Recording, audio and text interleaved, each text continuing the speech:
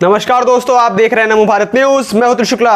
दोस्तों, मैं आज इस वीडियो को शुरू करूं उससे पहले आप कमेंट बॉक्स में भारत माता की जय लिखना ना भूलें, क्योंकि यह खबर ही कुछ ऐसी है। दोस्तों, इस समय पाकिस्तान के ऊपर काल के बादल मंडरा रहे हैं और इस बार पाकिस्तान के लिए यह काल के बादल भारत लेकर आया है, क्योंकि अब भारत पाकिस्तान के खिलाफ सख्त रवैया अपना रहा है, जिसकी वजह से अब पाकिस्तान की खैर नहीं है। भारत ने जहां पर सबसे पहले बासमती चावलों पर अपने जीआई टैग का दावा ठोककर पाकिस्तान को भूखा और प्यासा मार देने का प्लान बना चुका है, तो साथ ही अब पाकिस्तान से जल्द ही पीओ को भी छीन लिया जाएगा। दोस्तों, पाकिस्तान के लिए एनएसए डोभाल किसी बुरे सपने से कम नहीं है। एनएसए डोभाल ने 7 साल पाकिस्तान के अंदर खुफिया तौर पर रहे थे और पाकिस्तान को उनकी भनक तक नहीं लगी थी, और आज भी डोभाल के नाम से पाकिस्तान की रूह तक कांप जाती है। तो वही अब एनएसए अजीत डोभाल ने पाकिस्तान को अंतरराष्ट्रीय मंच से भी बाहर निकलवाने का तरीका निकाल चुके हैं। साथ ही यही एनएसए डोभाल पाकिस्तान से हमारे कश्मीर, जिसके ऊपर पाकिस्तान ने जबरन कब्जा करके बैठा है,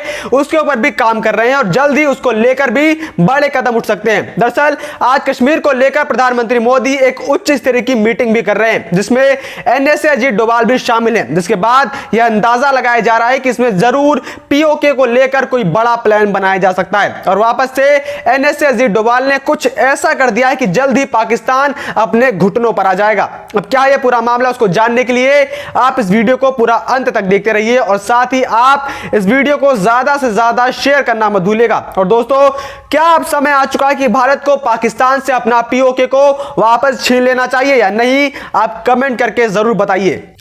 दोस्तों, वक्त आ गया कि पाकिस्तान की नापाक हरकतों पर पूर्ण विराम लगाने का। जो पाकिस्तान कल तक भारत को आंखें दिखाता था, गीदड़ भपकियां देता था, अब उस पाकिस्तान की एनएसए डोभाल ने अंतरराष्ट्रीय मंच पर जमकर धुलाई की है, जिसके बाद हो सकता है कि एफएटीएफ पाकिस्तान को ब्लैक लिस्ट कर दे। भारत के राष्ट्रीय सुरक्षा सलाहकार अजीत डोभाल गुरुवार को तजिकिस्तान की राजधानी दुशांबे में संघाई सहयोग संगठन के सदस्य राष्ट्रों के उच्च सुरक्षा अधिकारियों की बैठक में शामिल हुए। इस मीटिंग में भारत के अलावा अफगानिस्तान, पाकिस्तान, रूस, चीन, कजाकिस्तान, किर्गिस्तान, तजिकिस्तान और उज्बेकिस्तान के एनएसए भी शामिल हुए थे। संघाई सहयोग संगठन के सदस्य देशों के एनएसए की बैठक के दौरान अजीत डोभाल आतंकवाद को लेकर भारत की जीरो टॉलरेंस नीति को साफ कर दिया। डोभाल ने स्पष्ट किया कि एससीओ को पाकिस्तान समर्थित आतंकी संगठनों पर एक्शन लेना ही होगा। एनएसए अजीत डोभाल ने पाकिस्तान समर्थित आतंकी संगठन लश्कर और जैश के खिलाफ एक्शन लेने की कार्य योजना बनाने पर बल दिया। उन्होंने कहा कि एससीओ को पाकिस्तान समर्थित आतंकी संगठनों पर कड़ी कार्रवाई करनी होगी, आतंकी वित्त पोषण को रोकने के लिए कड़े कदम उठाने होंगे। इतना ही नहीं, उन्होंने पाकिस्तान का नाम लिए बगैर उस पर हमला बोला और कहा कि आतंकवाद के वित्त पोषण का मुकाबला करने के लिए अंतरराष्ट्रीय मानकों को अपनाने पर जोर दिया जाना चाहिए। उन्होंने पाकिस्तान का नाम लिए बिना कहा कि सीमा पार से होने वाली आतंकवादी हमलों और आतंकवादियों को जल्द न्याय के कटघरे में लाया जाना चाहिए। अजीत डोभाल ने आगे कहा कि हथियारों की तस्करी के लिए ड्रोन और डार्क वेब के दुरुपयोग, आर्टिफिशियल इंटेलिजेंस, ब्लॉकचेन और सोशल मीडिया समेत आतंकवादियों द्वारा उपयोग की जाने वाली नई तकनीकों की निगरानी करने की आवश्यकता है। एएनआई ने सूत्रों के हवाले से बताया कि एससीओ की बैठक के दौरान अजीत डोभाल ने संघाई सहयोग संगठन के ढांचे के हिस्से के रूप में आतंकी संगठन लश्कर और जैश के खिलाफ कार्य योजना का प्रस्ताव रखा। अजीत डोभाल ने एससीओ और एफएटीएफ के बीच एक समझौता ज्ञापन समेत आतंकवाद के वित्त पोषण का मुकाबला करने के लिए अंतरराष्ट्रीय मानकों को अपनाने पर भी जोर दिया। सूत्रों ने बताया कि डोभाल ने आतंकवाद के सभी स्वरूपों की कड़ी निंदा की है। दरअसल एनएसए डोभाल ने आतंकवाद को लेकर जो पाकिस्तान की बैंड बजाई है, उसका अहम मकसद था कि पाकिस्तान की असली हकीकत को एफएटीएफ के सामने लाया जाए, जिससे एफएटीएफ पाकिस्तान को ब्लैक लिस्ट कर दे। इस समय एफएटीएफ की भी मीटिंग चल रही है, जिसकी वजह से पिछले कुछ समय से पाकिस्तान शांत बैठा पड़ा है और कश्मीर में आतंकी हरकतें नहीं कर रहा है। लेकिन भारत की खुफिया एजेंसी के पास पाकिस्तान के हर एक आतंकी की खबर है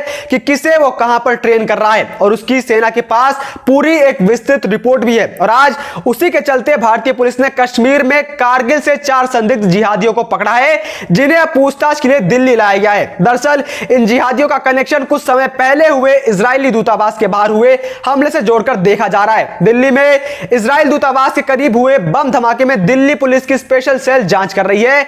कुछ सुराग और जानकारी के आधार पर इस स्पेशल सेल टीम ने कारगिल के 4 संदिग्ध को पूछताछ के लिए हिरासत में लिया। पुलिस सूत्रों के मुताबिक इन चारों की इजराइल दूतावास के पास बम धमाके में क्या कोई भूमिका है या नहीं, इस बारे में इनसे पूछताछ की जा रही है। जानकारी के मुताबिक इन चारों जिहादियों को कारगिल से ही गिरफ्तार किया गया है। इसके बाद उन्हें ट्रांजिट रिमांड पर दिल्ली लाया गया। अब उनसे पूछताछ की जा रही है। बताते चले कि दिल्ली में इसी साल 29 जनवरी की शाम इजराइल दूतावास के बाहर आईईडी विस्फोट हुआ था। हालांकि इसमें किसी के हताहत होने की खबर नहीं आई थी।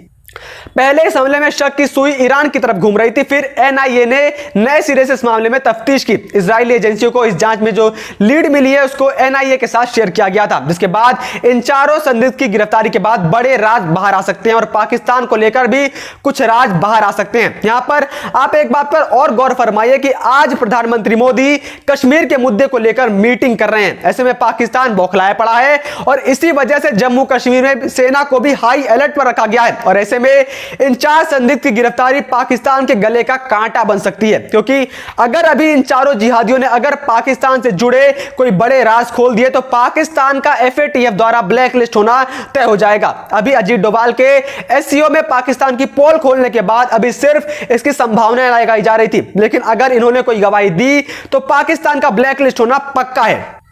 अब आप यह भी समझ लीजिए कि आखिर यह एफएटीएफ क्या है और ब्लैकलिस्ट होने से पाकिस्तान को क्या नुकसान पहुंचेगा। एफएटीएफ एक अंतरराष्ट्रीय संस्था है जो मनी लॉन्ड्रिंग और टेरर फंडिंग जैसे वित्तीय मामलों में दखल देते हुए तमाम देशों के लिए एक गाइडलाइन तय करती है और यह तय करती है कि वित्तीय अपराधों यानी कि फाइनेंशियल क्राइम को बढ़ावा देने वाले देशों पर लगाम कसी जा सके। और इस समय एफएटीएफ ने पाकिस्तान को ग्रे लिस्ट में डाला हुआ है। यह एक तरह से चेतावनी होती है कि समय रहते देश काबू करे और वित्तीय गड़बड़ियों को रोकने में कदम उठाए। अगर ये देश ग्रे लिस्ट में आने के बाद भी सख्त कदम नहीं उठाते हैं तो इन पर ब्लैक लिस्ट होने का खतरा बढ़ जाता है। जब किसी देश को एफएटीएफ ग्रे लिस्ट में रखता है तो उसके सामने कुछ चुनौतियां पेश आ जाती हैं, जैसे कि आईएमएफ, वर्ल्ड बैंक और एडीबी जैसे अंतरराष्ट्रीय संस्थाओं और अन्य देशों से आर्थिक सहयोग, कर्ज मिलने में मुश्किल के साथ ही अंतरराष्ट्रीय व्यापार में कई तरीके की अड़चने और इंटरनेशनल बहिष्कार तक की नौबत का खतरा पैदा हो जाता है अगर कोई देश ग्रे लिस्ट में आता है तो। विशेषज्ञों की माने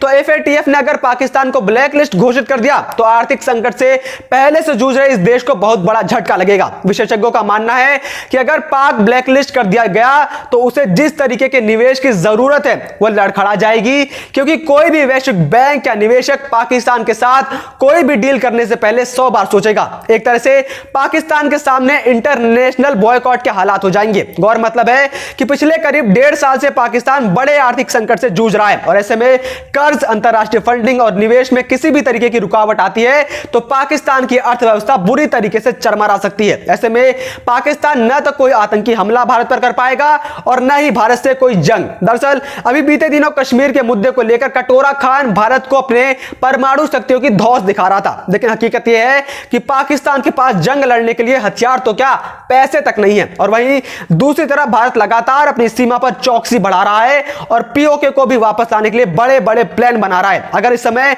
पाकिस्तान की हालत बयां करें तो उसके लिए कहावत सटीक बैठती है कि धोबी का कुत्ता ना घर का ना घाट का। आज भारत ने पाकिस्तान को इस प्रकार से चौतरफा घेरा हुआ है कि आज पाकिस्तान न ही भारत का विरोध करने की हालत में है और न ही जंग लड़ने की। यह है एनएसए अजीत डोभाल और प्रधानमंत्री मोदी की कूटनीति शक्ति। बिना दुश्मन पर वार किए भी दुश्मन को घुटनों पर ला दिया। जय हिंद, जय भारत। वीडियो को लाइक, सब्सक्राइब और शेयर करना ना भूलें। अपने विचारों को कमेंट बॉक्स में लिखकर हम तक जरूर पहुंचाइए।